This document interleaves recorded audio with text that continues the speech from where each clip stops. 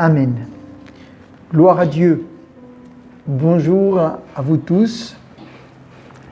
En ce dimanche et ce matin, je voudrais vous poser la question, est-ce que vous préférez la galère ou le repos? Est-ce que vous préférez la galère ou le repos? La tranquillité? Qu'est-ce qui vous attire le plus? Une vie facile ou une vie difficile?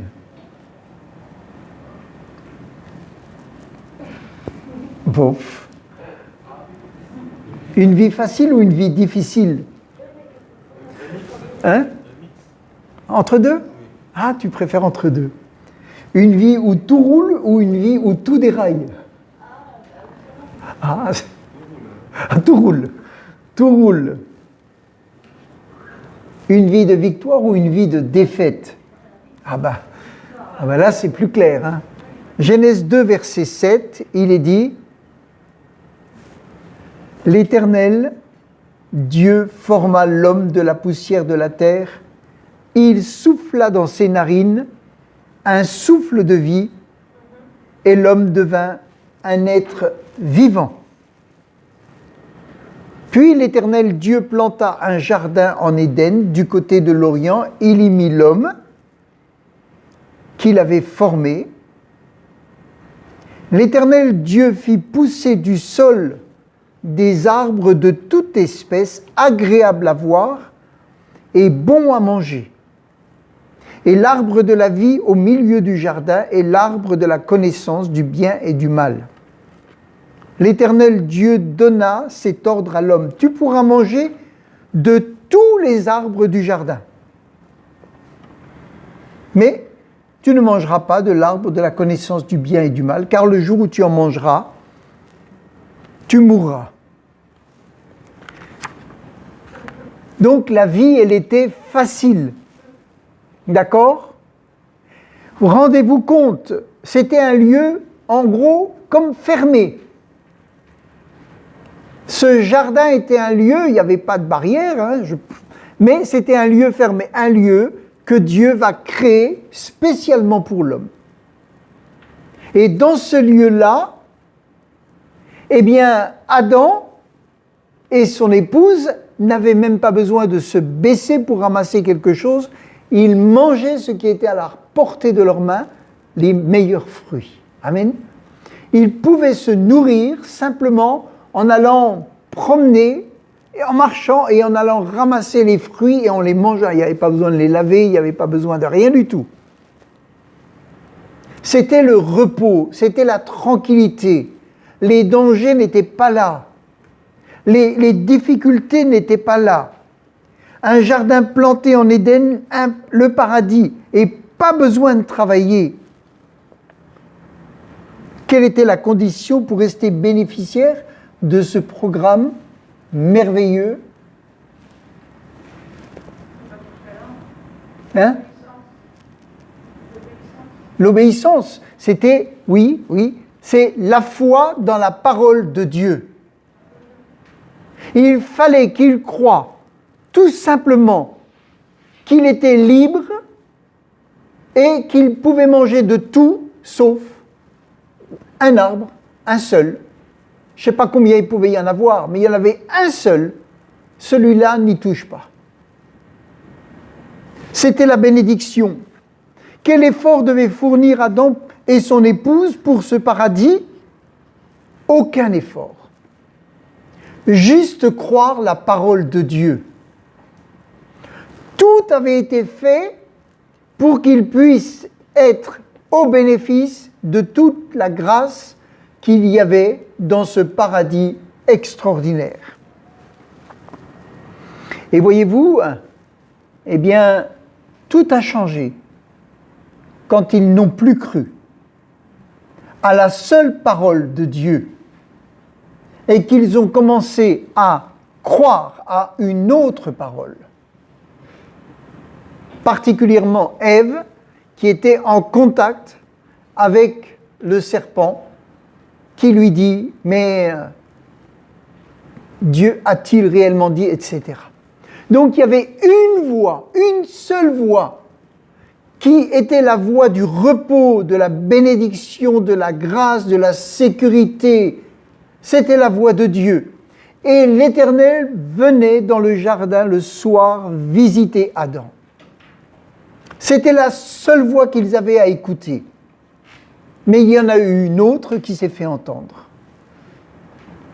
Et voyez, ensuite, Adam, il a fallu qu'il cultive la terre, il a fallu qu'il se baisse, il a fallu qu'il fasse des efforts, il a fallu qu'il lutte contre les ronces, il a fallu qu'il lutte avec la maladie, il a fallu qu'il lutte avec le péché, il a fallu qu'il trouve des solutions, il n'en a pas trouvé avec ses enfants qui étaient en bagarre, etc. La galère s'est installée. Et cette galère, elle dure depuis des milliers d'années. Et vous voyez, il y a deux choses que nous devons vraiment prendre au sérieux. C'est les mensonges envoyés par l'ennemi à notre tête. Parce que c'est le mensonge que Satan a mis dans la tête d'Ève qui lui a fait perdre ce repos éternel, cette vie de paradis, de bénédiction. Ce sont les paroles qui sont venues dans la tête d'Ève qui ont petit à petit amené à un acte qui a été un acte irréversible. Le péché est entré, etc. On connaît toute l'histoire. Donc, aujourd'hui, la méthode de l'ennemi est toujours la même.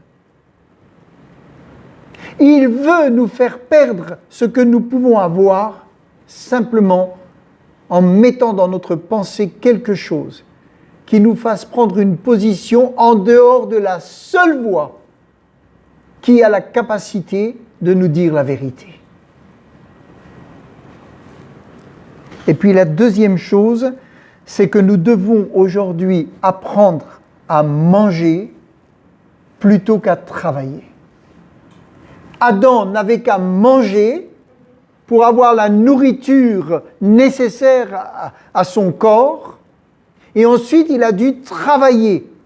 Mais quand Jésus est venu sur la terre, qu'il a porté nos péchés, il a voulu nous apprendre à arrêter de travailler pour recommencer à manger. Manger, c'est vivre selon l'esprit et vivre par la grâce. Travailler, c'est vivre par la loi en voulant faire les choses par nous-mêmes pour pouvoir nous en sortir. Et je crois que l'ennemi veut deux choses. Nous perturber dans nos pensées pour qu'on n'écoute pas la seule voix qu'on doit écouter et nous amener à travailler pour nous justifier alors que nous sommes justifiés par le travail que Jésus a fait à la croix.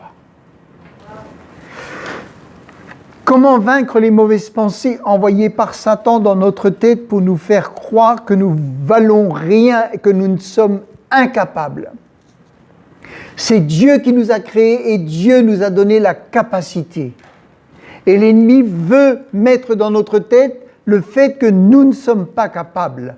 Nos capacités ne viennent pas de nous, c'est Dieu qui est notre créateur. Amen. Vous pouvez passer votre vie à vous battre contre des pensées sataniques, des pensées de colère, des pensées, toutes sortes de choses qui peuvent venir à votre tête. Vous allez vous battre, vous allez être miné par l'accusation. Parce que vous n'aurez pas réussi à lutter contre ces pensées et en être pleinement débarrassé. Pourquoi ? Parce que nous combattons avec nos capacités. Et nous devons toujours nous rappeler que nous ne sommes pas morts pour briser le pouvoir de Satan. C'est Christ qui est mort pour briser le pouvoir de Satan. Ce n'est pas nous. Alors comment pouvons-nous, par nous-mêmes, vaincre Satan dans sa puissance à nous mettre en tête toutes sortes de choses qui seront des paroles destructrices pour notre vie? Nous ne sommes pas morts pour vaincre. C'est Christ qui est mort pour cela. Les pensées mensongères sont envoyées par l'ennemi. Et voyez, on va lire dans 2 Corinthiens chapitre 10 et au verset 4.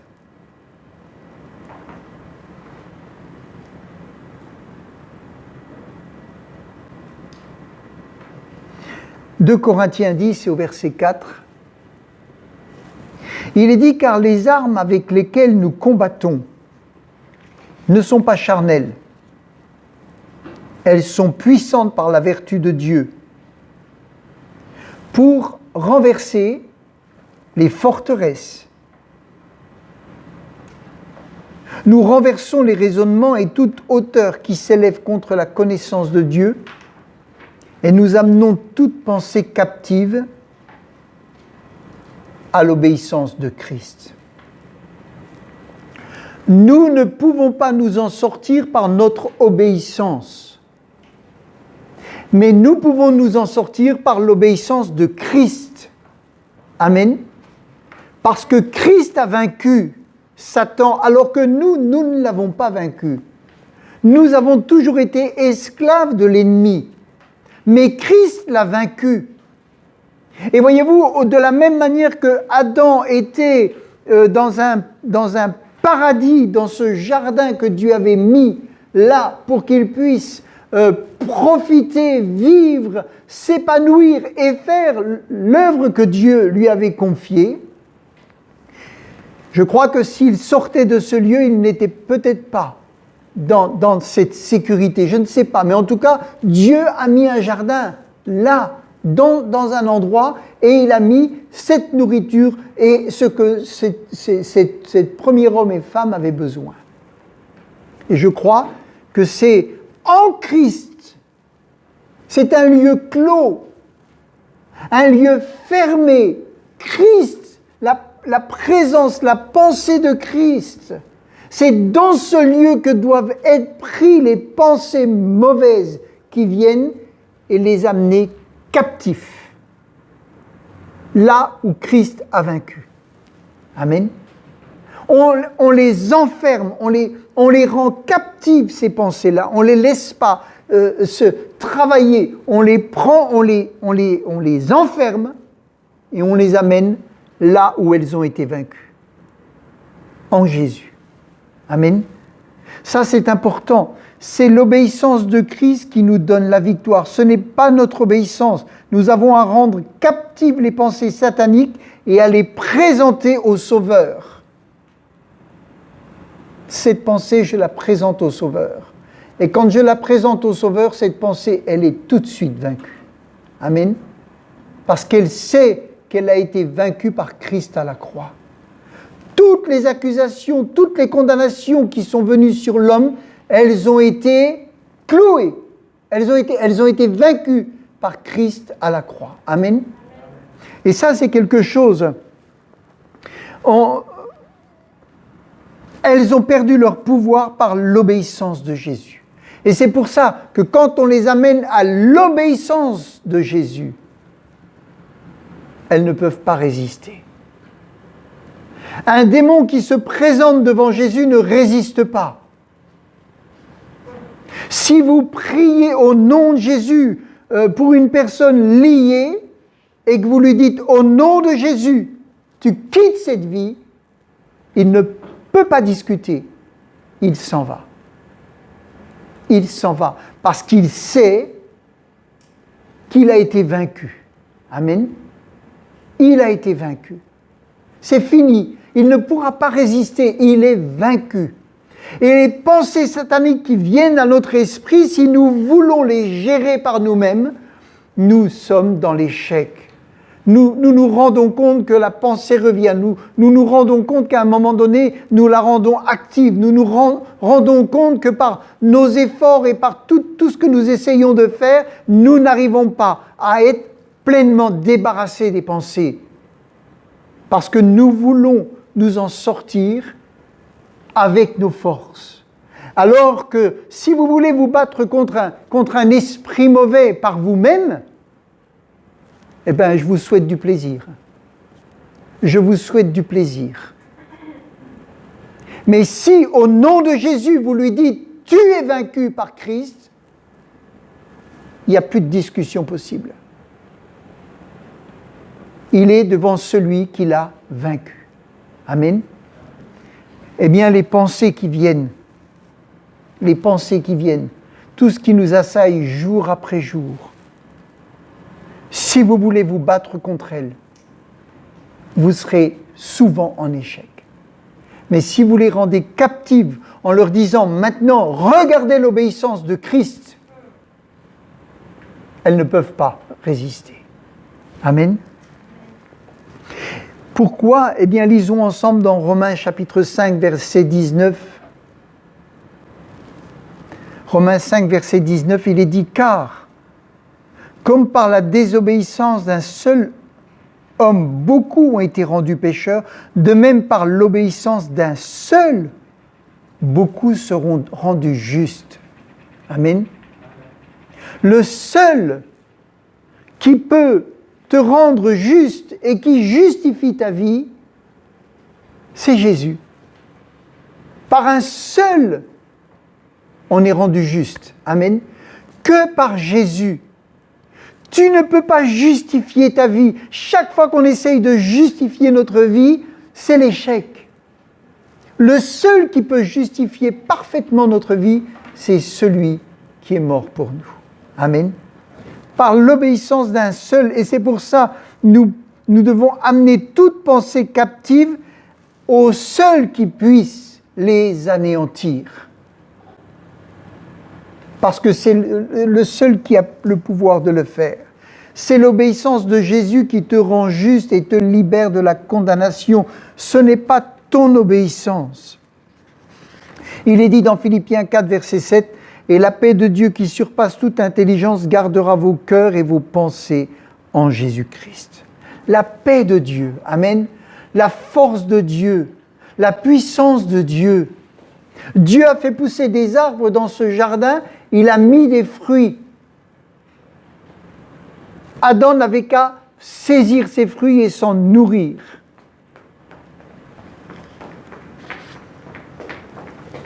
Si on lit encore dans Colossiens chapitre 1 verset 21,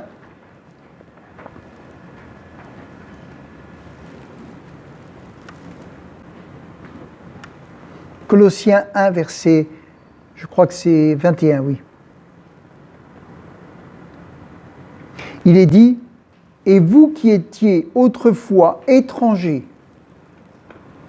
et ennemis par vos pensées, vous étiez ennemis par vos pensées. » Amen.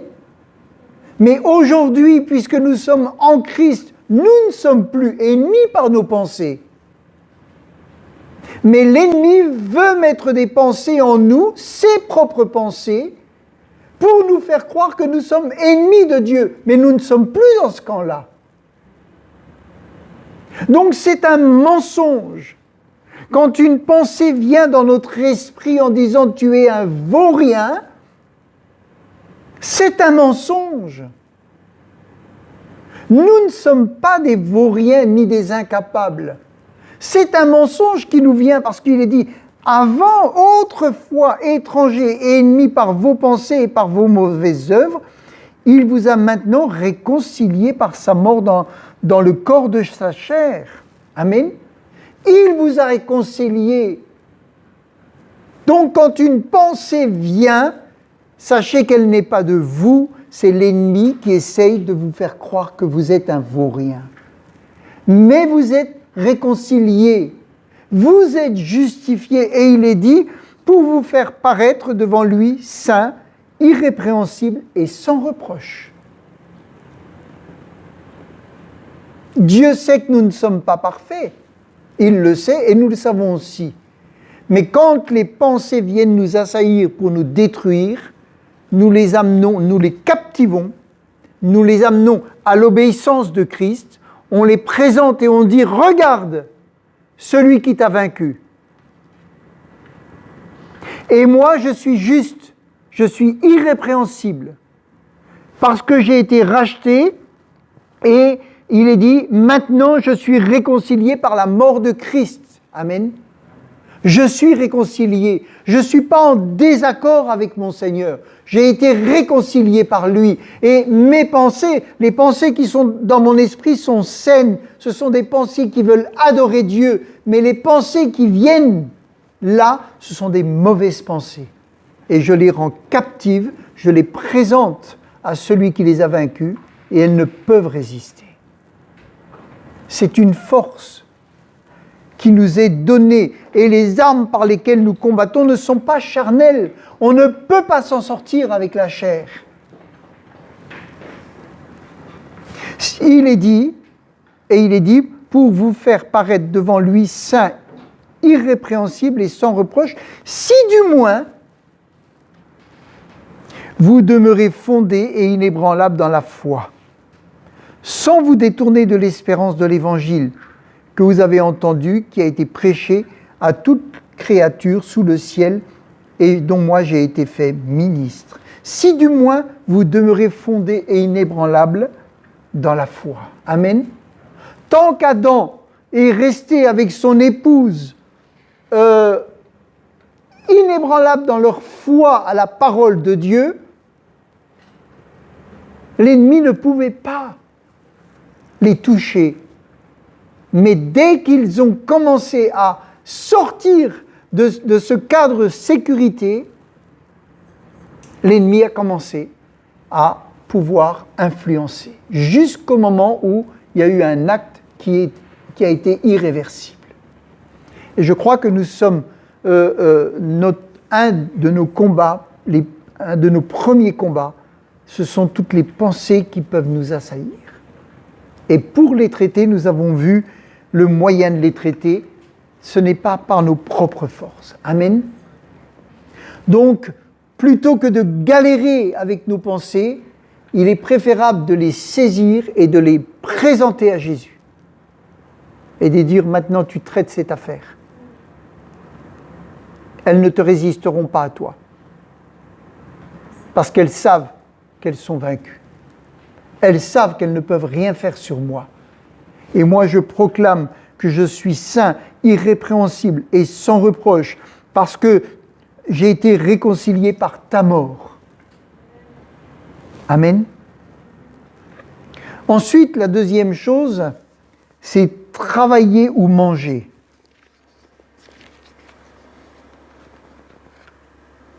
Galates chapitre 5, verset 1. Vous savez que ils avaient trouvé la grâce et ils sont revenus à la loi. Plutôt que de manger, ils ont dit on va travailler pour se nourrir. On va faire des efforts pour se rendre juste. On va faire des efforts, on va travailler pour nous présenter devant Dieu et justifier nos vies. Alors qu'ils étaient sous la grâce. Et il est dit, Galates 5, verset 1, « Si le Christ nous a rendus libres, c'est pour que nous le restions. » Amen. Et que nous jouissions de la vraie liberté qu'il nous a acquise. Donc, tenez bon et n'allez pas vous replacer sous un joug. Refusez de vous laisser imposer les chaînes d'une nouvelle servitude. Moi, Paul, je vous le déclare.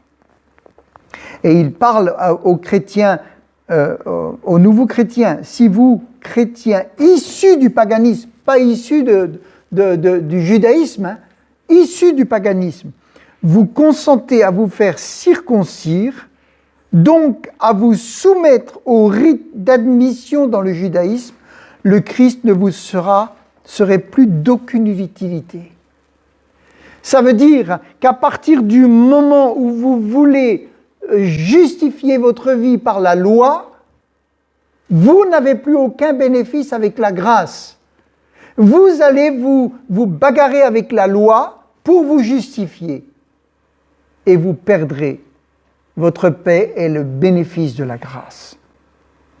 Et d'autre part, je vous préviens une fois de plus que tout homme qui se soumet à ce rite s'engage par là à respecter toutes les autres prescriptions. Il est donc tenu d'observer sans exception la loi tout entière.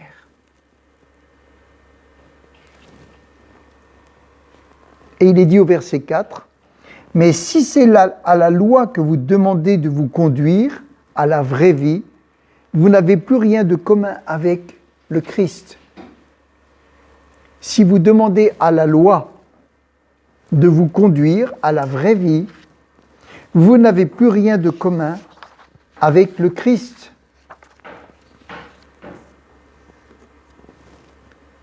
Et ces chrétiens-là, il y avait une pression sur eux pour qu'ils obéissent à la loi, alors que Christ les avait fait passer de la loi à la grâce. Amen.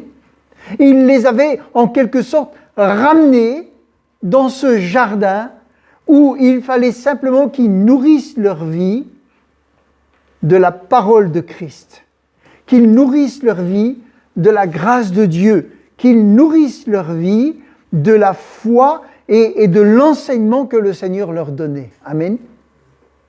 Et plus travailler pour justifier leur vie. Si vous voulez gagner l'approbation divine et être déclaré juste par vos efforts et vos œuvres, vous vous coupez de la communion avec le Christ. Vous vous rendez compte? Si vous voulez gagner l'approbation divine et être déclaré juste par vos efforts et vos œuvres, vous vous coupez de la communion avec le Christ, vous quittez le domaine de la grâce de Dieu, c'est-à-dire vous passez d'une situation à une autre et vous rentrez dans la galère plutôt que de rentrer dans le paradis.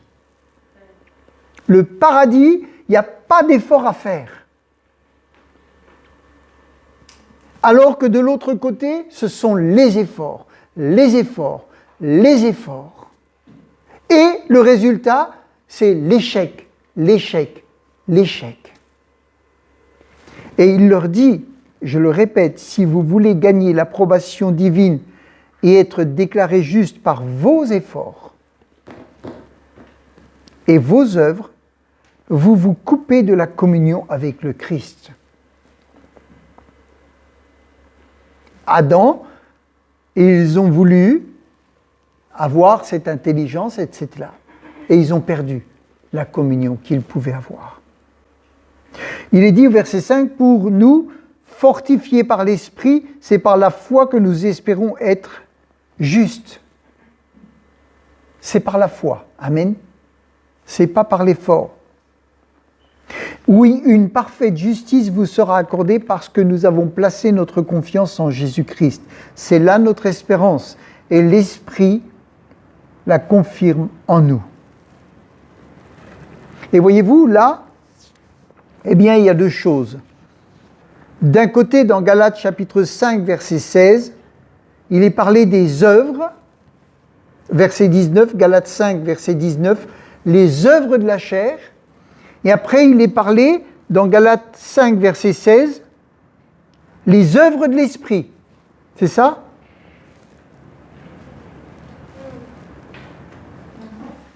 Non, Galates 5, 22, il est dit, il n'y a plus d'œuvres. Il est parlé des œuvres de la chair, et après il est parlé du fruit de l'esprit. Et si nous voulons marcher par les œuvres, nous perdons le bénéfice de la grâce. Mais si nous marchons, si c'est le fruit de l'esprit, alors l'amour, la joie. Et quand il est parlé du fruit, moi ça m'a fait penser à Adam qui n'avait qu'une chose à faire, se saisir des fruits et nourrir sa vie. Et quand il a perdu ça, il est dit qu'il a travaillé le sol à la sueur de son front pour se nourrir avec toutes les difficultés. Et là, il y a un parallèle à faire entre la vie de l'esprit et le fruit qui était préparé pour qu'Adam le mange, et la vie de la chair, où nous cherchons à justifier tous nos actes pour pouvoir être justifiés devant Dieu. On s'épuise et on n'arrive pas au résultat, parce qu'on se prive du sacrifice de Jésus. On veut le faire par nos efforts et on ne le croit plus par la foi. C'est comme si vous cherchiez à vous débattre de vos péchés par vous-même. Vous vous débattez et vous n'arrivez pas.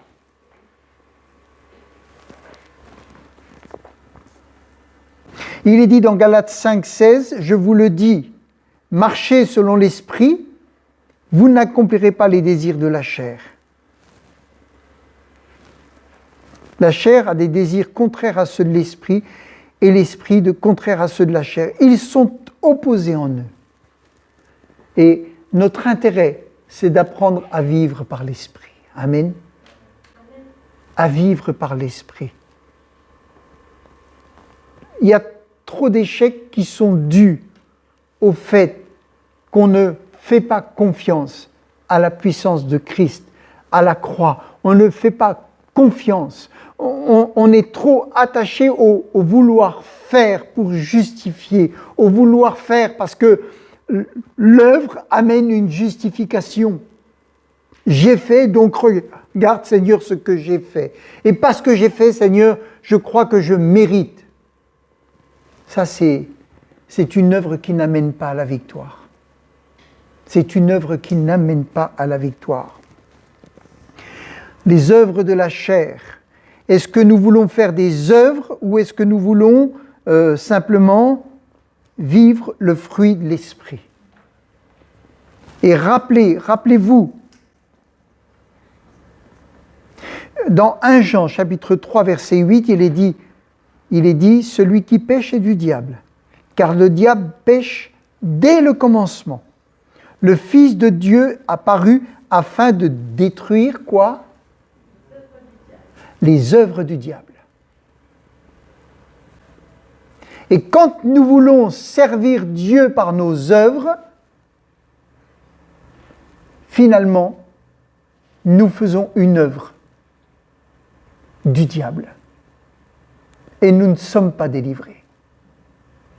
Parce que Jésus est venu pour détruire les œuvres du diable. Et comme aujourd'hui, nous ne sommes plus dans la condition d'Adam et que nous sommes imbibés du péché, le péché est activé à chaque fois que nous cherchons à faire l'œuvre de Dieu, non pas par le fruit, mais par les œuvres.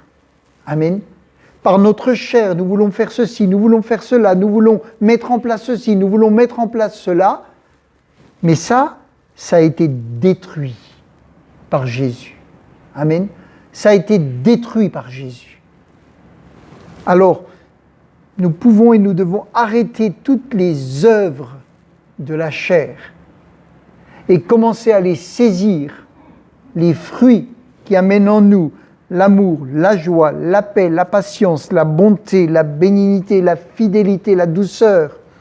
La loi n'est pas contre ces choses. Ceux qui sont à Jésus-Christ, ils ont crucifié la chair. Ils ont décidé d'arrêter de vivre par les œuvres.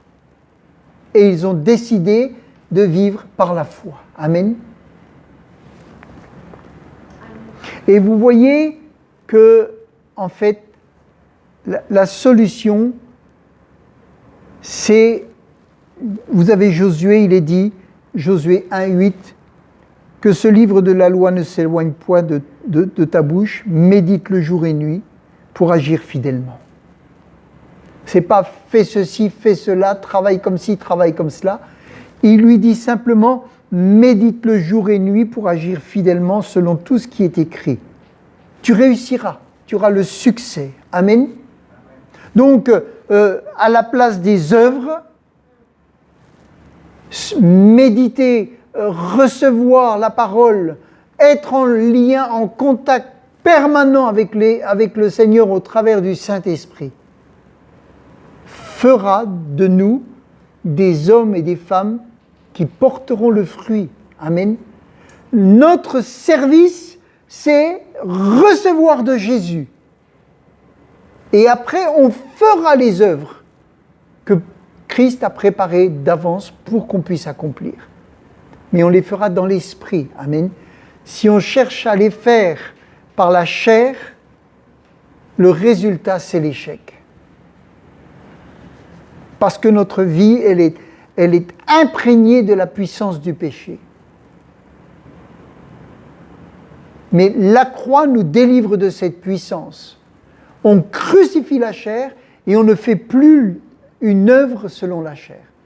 Mais on va simplement prendre le fruit. Amen. C'est tout ce qu'avait à faire Adam. Prendre les bons fruits qui étaient là et laisser de côté un seul qui était un danger pour lui. Et nous cherchons trop souvent à faire l'œuvre de Christ plutôt que de laisser Christ qui a fait cette œuvre et nous réfugier dans l'œuvre de Christ. Nous réfugier dans l'œuvre que Christ a fait. Si on lit encore dans le psaume 1, on connaît, il est dit « Heureux l'homme qui ne marche pas selon le conseil des méchants, qui ne va pas sur la voie des pécheurs, qui ne s'assied pas en compagnie des moqueurs. Toute sa joie, il la met. » Ah oui, c'est dans Semeur, là. « Toute sa joie, il la met dans la loi de l'Éternel, qu'il médite jour et nuit. Il prospère comme un arbre planté près d'un courant d'eau. Il donne toujours son fruit. » Amen. Là, il nous est dit simplement, il ne va pas vers l'arbre mauvais, mais simplement, il met sa joie dans la loi de l'Éternel. Et le résultat de cela, le fait de méditer cette loi, il prospère. Amen. Simplement ça le fait prospérer. Et quand on lit le fruit de l'esprit, c'est l'amour, la joie, la paix, la patience, la bonté, on se dit, qu'est-ce que j'ai comme travail ? Il va falloir que je travaille dur pour que ma vie soit justifiée auprès de Dieu. Et qu'il voit en moi un homme qui aime, un homme qui fait ceci, un homme qui fait cela. Et alors je vais me mettre au boulot. Et le résultat, c'est que je suis tellement déçu de moi-même que je me dis, je n'y arriverai pas. Et je n'y arrive pas. Parce que je le fais en voulant travailler plutôt qu'en voulant manger. Amen. Celui qui mange la parole, celui qui médite la parole, celui qui reçoit la parole, celui qui décide dans son cœur de mettre en pratique la parole, va porter du fruit. Simplement parce qu'il est là avec la solution que Dieu lui a donnée. Il est là enfermé dans ce jardin d'Éden qui aujourd'hui s'appelle la justification par la foi. Amen. Et pas par les œuvres. Justifié par la foi. On s'enferme dans la pensée de Christ. On enferme les mauvaises pensées là, dans cet endroit où elles vont être détruites par la puissance de la croix. Et on apprend à vivre paisiblement. Paisiblement. Et c'est le fruit qu'on mange, qui est la parole de Dieu, qui transforme notre vie. C'est la communion avec le Christ qui transforme notre vie. Ce ne sont pas nos efforts. Et c'est quand on est transformé qu'on va travailler avec un fruit. Amen. Qui est celui qu'on a reçu. Alléluia. Et là, ça change tout. Et là, ça change tout. Il est dit dans le psaume 119, « Je serre ta parole dans mon cœur afin de ne pas pécher contre toi. » Je serre ta parole dans mon cœur afin de ne pas pécher. C'est pas je lutte comme un fou. C'est je serre ta parole et ça, c'est le rempart contre le péché. Il est dit dans Romains 3,20, « Car nul ne sera justifié devant lui par les œuvres de la loi. » Puisque c'est par la loi que vient la connaissance du péché. Ça veut dire que chaque fois qu'on veut justifier notre vie par la loi, Dieu nous fait connaître un nouveau péché dans notre vie. Et on va se dire, oh, alors celui-là, c'est un géant plus grand que le géant d'avant. Comment je vais faire pour le vaincre? Par quels moyens je vais le vaincre? Et comme ils ne sont pas vaincus, on les cache. On essaye de les oublier, on essaye de les enfouir. Et on n'est pas vainqueur. Et la solution, vous savez, dans Luc, je m'arrête là, dans Luc 18, verset 14, il est parlé d'un homme. Il y en a un qui disait, mais moi, je donne ma dîme, je fais ceci, je fais cela, je jeûne, Et il est parti sans être libre. Et il est dit, un autre disait, mais moi je suis un pécheur, moi je suis un vaurien. Et il est dit, je vous le dis, celui-ci descend dans sa maison justifié plutôt que l'autre, car quiconque s'élève sera abaissé. C'est Christ qui a été élevé sur la croix. C'est pas nous de nous élever, c'est Christ qui a été élevé. Et nous devons marcher au pied de la croix. Amen. Si nous marchons au pied de la croix, alors nous regardons Christ et nous disons, c'est lui qui a été élevé. Il a été élevé pour que Satan soit vaincu. Il a été élevé pour que je vive une vie libre. Il a été élevé pour que je sois justifié. Il a été élevé pour que je sois pardonné. Amen. Car quiconque s'élève sera baissé, celui qui s'abaisse sera élevé. Amen. Vous savez, ceux qui ont reçu Christ, ils se sont abaissés. Ils ont dit, Seigneur, je suis un vaurien. Je comprends que c'est toi qui as réglé l'affaire. Et Christ les a élevés, il les a emmenés avec lui. Amen. Et nous sommes aujourd'hui avec Christ dans les lieux célestes. On ne peut pas lutter par nos propres forces. On le sait. Et il dit aux Galates, vous avez commencé par la grâce et vous êtes maintenant, vous n'avez plus de bénéfice de la grâce. Parce que vous cherchez, on cherche à vous faire justifier votre vie par des œuvres.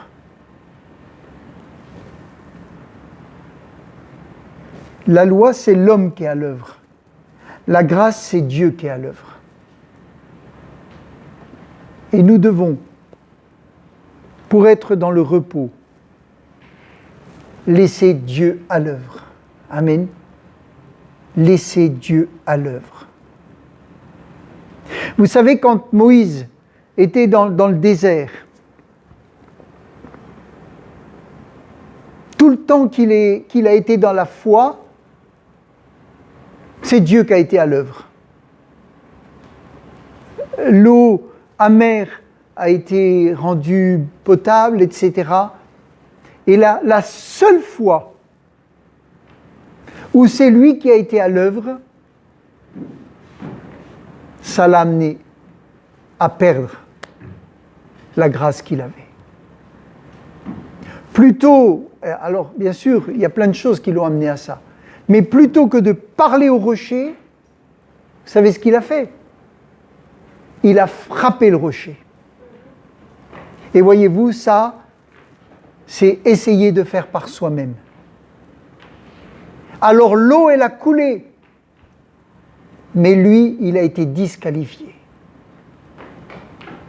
Lui, il a été disqualifié à ce moment-là. Parce que ce n'était plus la puissance de Dieu qui agissait, mais c'était sa puissance. Et tout le temps qu'on voudra agir par nous-mêmes, même si Dieu agit, même si Dieu peut faire des choses, parce qu'on engage son nom, nous ne pouvons pas être dans la paix. Nous ne pouvons pas être dans le repos. Amen. On s'épuise et au bout du compte, on perd. Alors, galère ou repos, c'est le repos qu'on a besoin. Amen. C'est le repos qu'on a besoin. Le repos de Dieu. Et deux choses, les pensées mensongères ne peuvent être traitées qu'en les rendant captives à l'obéissance de Jésus. Amen. Et la deuxième chose, apprendre à manger, à méditer, à recevoir de l'Esprit Saint les choses qui nous sont révélées dans la parole.